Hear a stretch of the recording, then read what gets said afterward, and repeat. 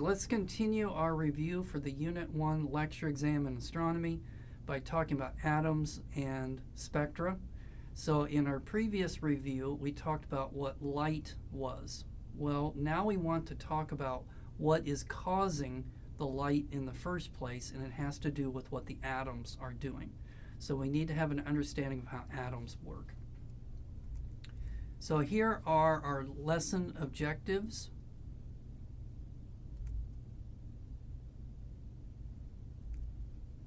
And then you should be still reading chapter number 5 out of your textbook. So chapter 5 actually has 3 lessons contained in it, and so this is the second of 3 lessons that are in chapter 5. Okay, first you need to know the definition of what an atom is. And so you do not need to know what granite is. You don't need to know what the mineral quartz is. You don't need to know the structure of quartz, but you should know that quartz is composed of elements. And in particular, it's composed of oxygen and silicon. So matter is composed of atoms. And an atom is going to be the smallest unit of matter that has the chemical properties of that matter. So oxygen, for example, is flammable. If you light a match to oxygen, it's going to explode. But if you mess with the atom, if you take an electron out of that atom, or if you do something with the protons or the neutrons in there, you're going to change the fundamental properties of that atom when you do that. Okay, what about size? Okay, small. That's really all that you need to know for the exam.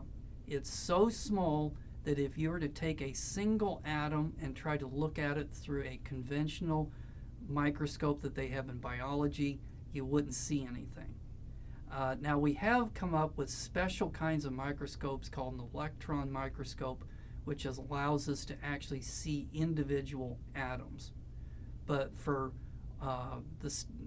they're very expensive microscopes, so the kind that you use in your laboratories, you would not be able to see the size of an atom.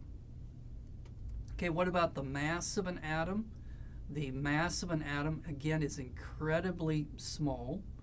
The mass of a single paperclip is 1 gram, and as you can see, the mass of a carbon is going to be 2 times 10 to the negative 23rd grams. So if you were to take an atom to the chemistry department and put it on the scale, you're not going to see anything. It's not going to register. Okay, now you do need to know what the atom is composed of. So an atom is going to have a nucleus, and then it's going to be surrounded by electrons. Now I'm showing here the classical view of what electrons do, and so you might get the idea that the electrons orbit the nucleus like planets orbit the sun, but they don't. So what's really going on is it's more like a swarm of bees that are hovering around the beehive, and so you never exactly know where a particular bee is, and similarly you don't exactly know the location of these electrons, but you can to within certain probabilities you can say that it's located here. Okay, but anyway, these are the electrons. The nucleus consists of protons and neutrons. So let's say, for the sake of argument, that this one here is going to have 2 protons, and then it's going to have 2 neutrons.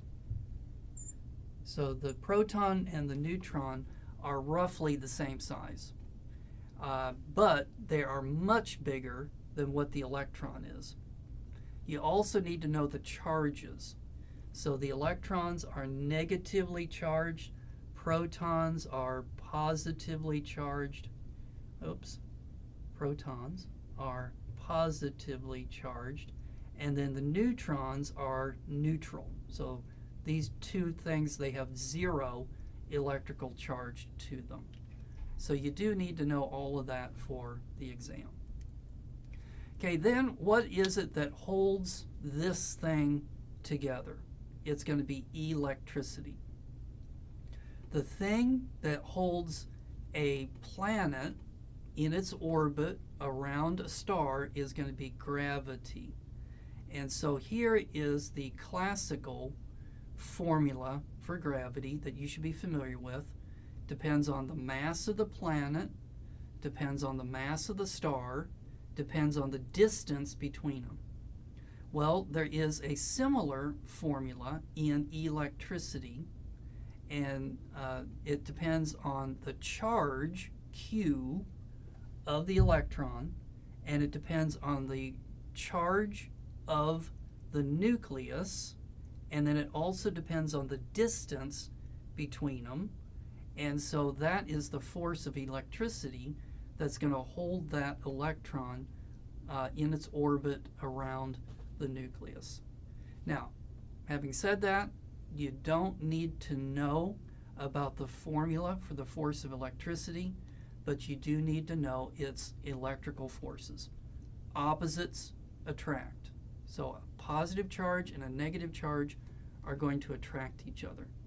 A positive charge and a positive charge, though, are going to repel each other. Notice that doesn't happen in gravity. So gravity always attracts. You never have this situation where one thing could repel another thing. But it can happen in electricity. All right, let's take a break. When we come back, we are going to now talk about where the electrons live inside the atom and then how that affects the properties of that atom.